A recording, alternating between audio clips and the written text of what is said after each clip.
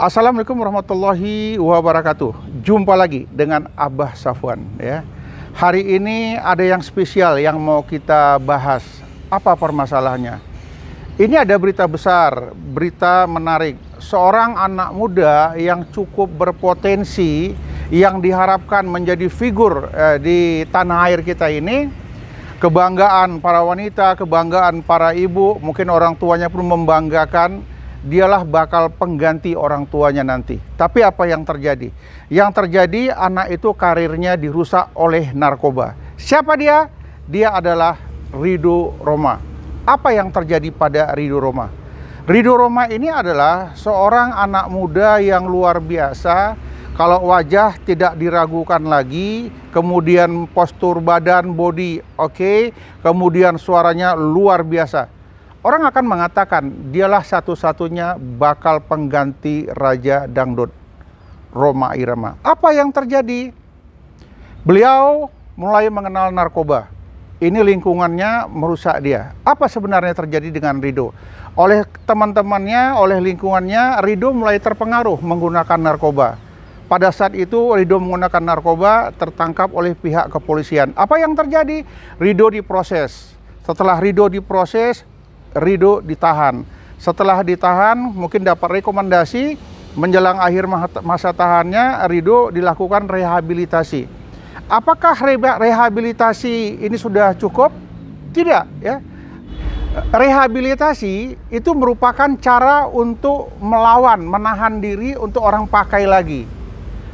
Apakah orang yang sudah rehabilitasi menjamin bahwasannya dia tidak pakai lagi? Tidak. Ya, jadi rehabilitasi ini cukup menahan orang untuk tidak pakai lagi. Rehabilitasi itu merupakan cara untuk melawan, menahan diri supaya orang tidak pakai lagi. Namun apa yang terjadi? Apakah orang setelah rehabilitasi itu akan pakai lagi? Ya, kemungkinan besar dia akan pakai lagi. Dia memakai lagi apabila setelah direhabilitasi dia kembali ke lingkungannya semula.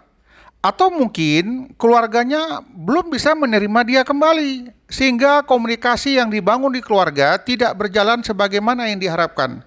Maka bisa saja dia frustasi, putus asa, dan kembali memakai lagi. Dikatakan Ketua Umum Pengurus Perhimpunan Dokter Jiwa, kalau tak salah namanya Dr. Danardi, ya, dia ahli bidang kejiwaan, psikiatri. Jadi memang ya, pada saat orang yang direhab itu bisa saja timbul keinginan lagi. Kenapa? Karena narkoba itu mempengaruhi otak kita, mempengaruhi saraf-saraf kita. Pada saat kita pakai, kemudian dia otak merespon, dia rusak otak itu untuk memanggil menggunakan terus narkoba itu. Jadi kalau orang sudah selesai direhab, kemudian dia keluar dari lingkungannya, dia di alam yang bebas, biasanya otaknya bekerja lagi untuk mencari.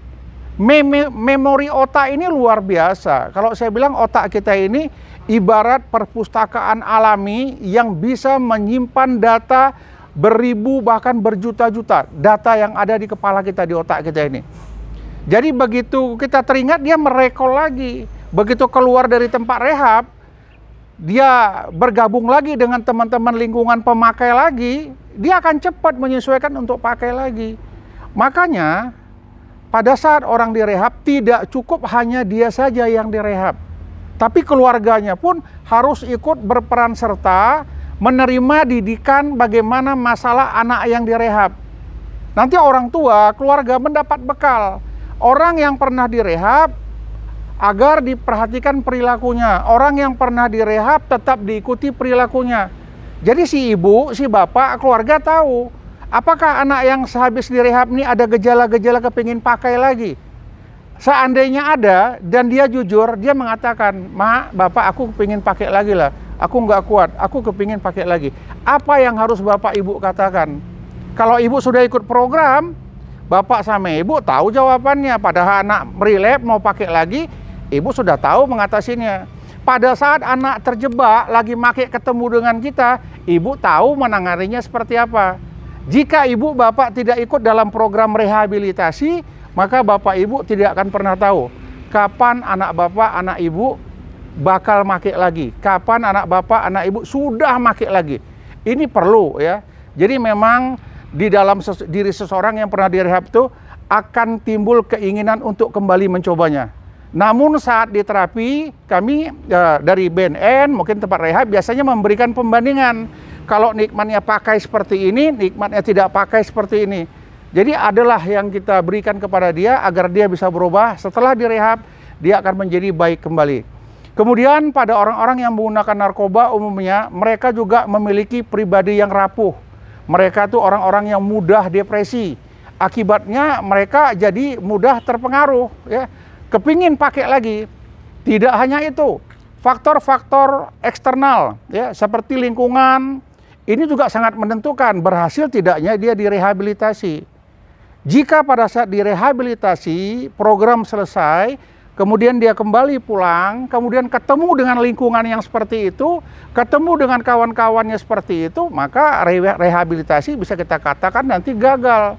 Jadi perlulah Bapak Ibu ya mengikuti program anak, kemudian mengikuti pelatihan-pelatihan yang ada, agar Bapak Ibu memahami kalau orang direhab itu seperti apa, kalau tidak direhab seperti apa. Ini banyak terjadi. Orang menganggapan kalau sudah direhab pasti dia akan tidak pakai lagi. Tidak. Kemungkinan besar untuk pakai lagi ada apabila dia kembali ke lingkungannya. Jadi kita kasihan ya, lihat Rido. Saya yakin dan percaya Rido juga kepingin berhenti makai. Tetapi pada saat dia lagi sendiri, itu merekol ulang lagi keinginan pakai itu dia muncul. Makanya dia tidak boleh sendiri, dia harus didampingi, dia harus tetap dijaga agar tidak lepas kontrol. Ya, jadi saya berharap orang-orang yang telah direhabilitasi perlu ada dukungan dari keluarga, perlu ada dukungan dari lingkungan. Saya berharap lebih baik kita mencegah ya daripada kita mengobati. Saya ingatkan lagi, lebih baik mencegah daripada mengobati. Kalau kita mampu mencegah, dia nggak kena. Tapi kalau kita mengobati, ini biaya banyak keluar, waktu banyak tersita, dan kemungkinan untuk gagal lagi ada. Jadi saya berharap dengan adanya konten seperti ini menjadi ingatan bagi kita. Jangan pernah pakai narkoba. Dan mari kita nyatakan hari ini juga kita perang terhadap narkoba. Kita jaga keluarga kita jaga lingkungan kita jaga bangsa kita. Dalam hal ini saya mengingatkan kepada Rido ataupun teman-teman, rekan-rekan, sahabat-sahabat yang lainnya, seandainya kita sudah menjadi seorang pecandu narkoba, kemudian kita ingin berniat untuk berhenti, berniat untuk melakukan rehabilitasi, keluar dari tempat rehabilitasi, ya berjanjilah pada diri sendiri, berjanjilah kepada Tuhan, kepada Allah Subhanahu wa Ta'ala, kita tidak pakai lagi. Bagaimana cara berjanjinya? Kita tidak kembali lagi menjumpai kawan-kawan kita yang selama ini bersama-sama kita pakai. Carilah kawan-kawan yang baru, kawan-kawan yang lebih baik. Di mana cari kawan-kawan baru yang lebih baik? Carilah dia di tempat-tempat yang baik. Jadi kalau ada lingkungan kita yang pakai narkoba, jika ada teman-teman kita yang pakai narkoba, pertama ingatkan dia, kalau dia tidak mau diingatkan, tinggalkan dia. Kenapa? Kita bukan bermusuhan dengan dia, tapi kita tidak ingin terlibat seperti dia. Jagalah diri Anda, jauhi narkoba, jauhi teman-teman yang pakai narkoba, sehingga Anda betul-betul safety, dan kedepannya Anda bisa terhindar dari narkoba. Itu pesan saya.